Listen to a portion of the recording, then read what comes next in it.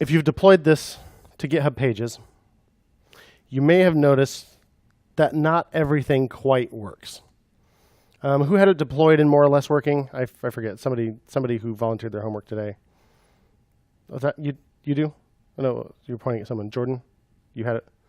I was able to run yours from. Does anybody have it able to run from GitHub Pages at the moment? I'm asking because I already updated mine with what I'm about to show you, so I can't use mine as the broken example anymore. Okay. Well, nobody has this deployed to GitHub Pages. Remember we did that last week?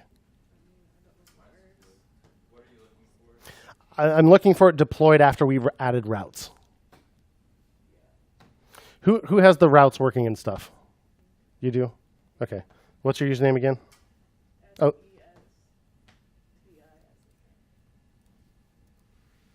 Yep. Thank you.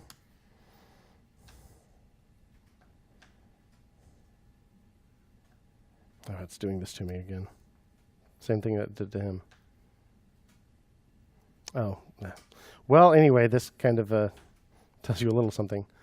So you may notice after it redirects you to /notes, it stops working, right? So we have a couple problems here. This is deployed here.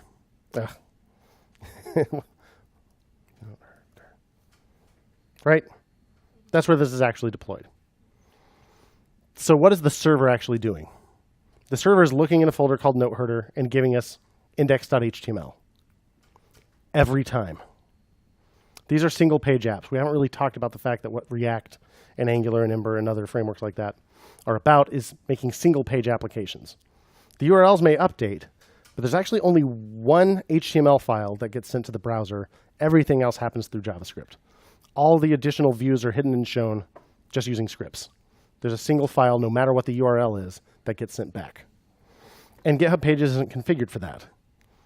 So it's going to look for NoteHerder /notes and think, oh, okay, there must be a notes subfolder with its own index.html. Well, no, there isn't. Much less one in a subfolder called notes and a subfolder of that called note blah, blah, blah, right? Those aren't real paths. You'll notice it updates the URLs just fine as you're clicking through. The history push stuff works. But if you actually browse directly to these URLs, it'll break. So if you have deployed it, you'll see that it breaks if you try to refresh the page when you're on a specific note. So we need to overcome that problem. And there are a few ways to do it. One thing I want to point out is that if you actually go to the page for Create React App,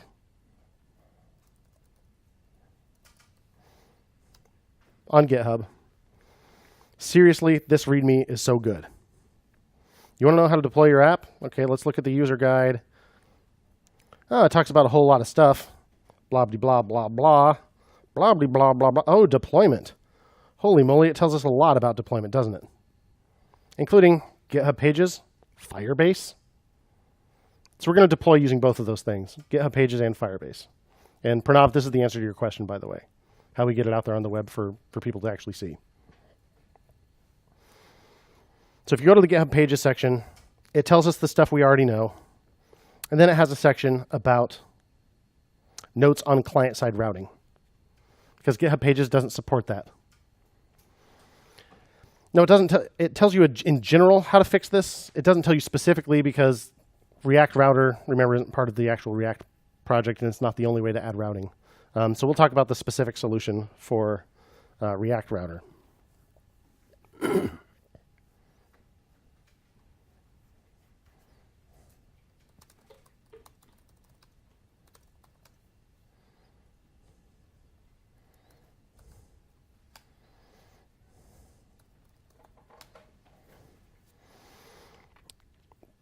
This is using an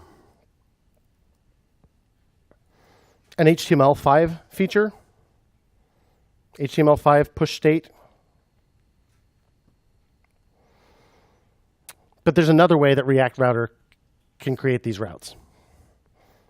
And that is something like this. So instead of going to /notes/ some node ID it can do something like this.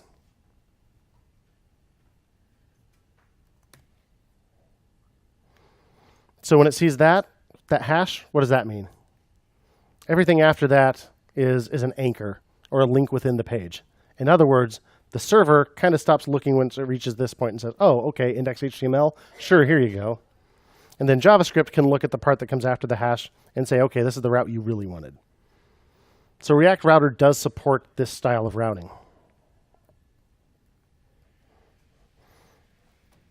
So let's see how we turn that on.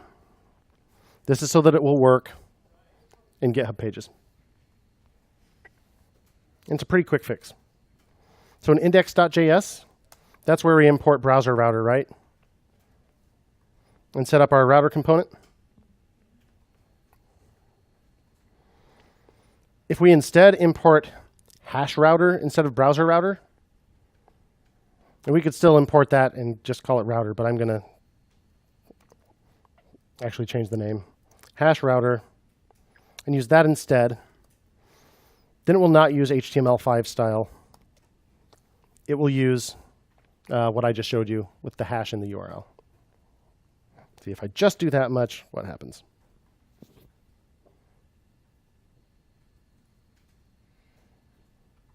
Let's see.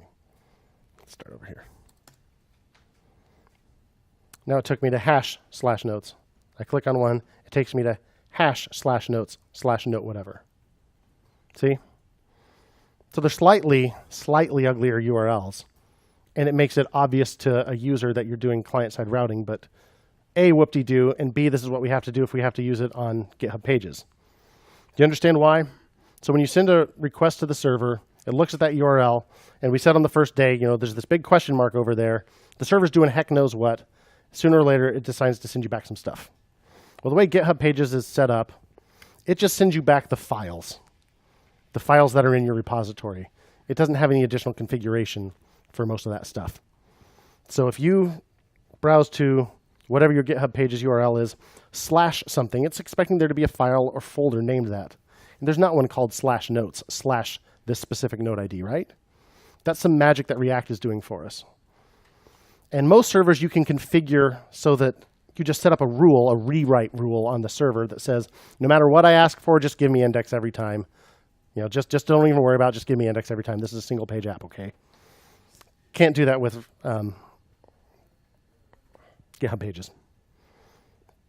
So we use this HashRouter instead. And then it ought to work. If we can ever convince Chrome to stop caching our page. So use HashRouter for GitHub Pages. I probably should have deployed to make sure it works first. So let's try my deploy script. You're on deploy. Remember, there was a pre-deploy script as well that runs build, because build generates that build folder, which is what actually gets copied to the server. In the case of GitHub Pages, it's what gets copied to that gh-pages branch.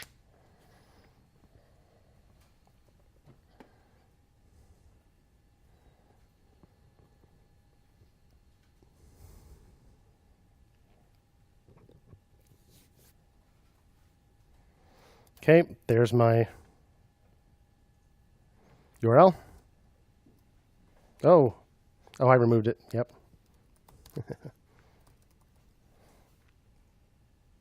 I removed GitHub Pages from my project this morning, so I need to do that again.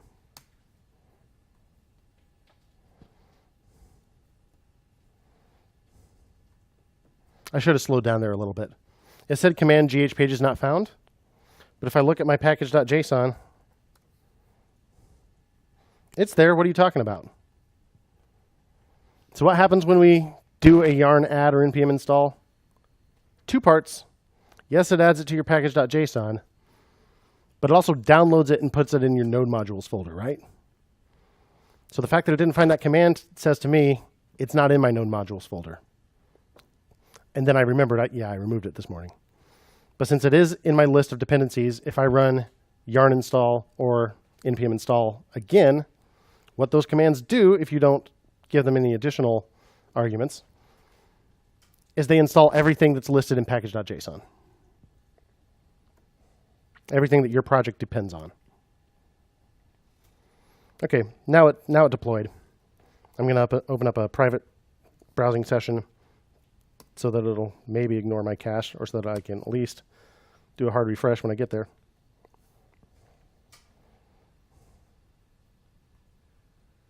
There we go.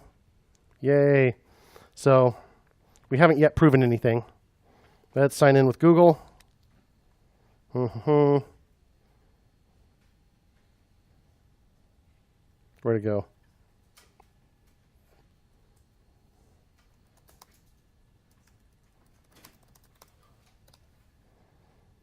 Did I lose the pop-up? Where'd it go? I stopped paying attention. There you go.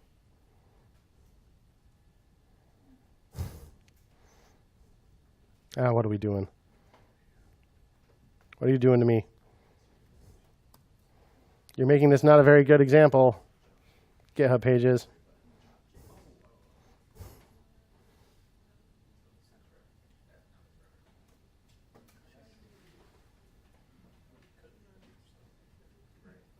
There it goes.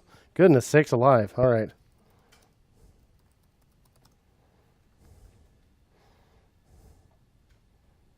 Okay, cool. Another note. I can add notes, etc.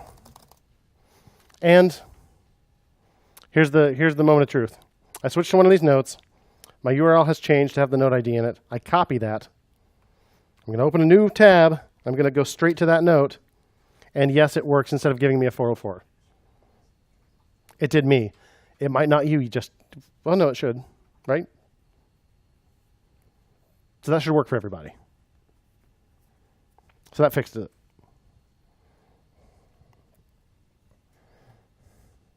Cool. Yay, we can deploy to GitHub Pages. So if you have it running on GitHub Pages, don't forget to do this on your actual repository.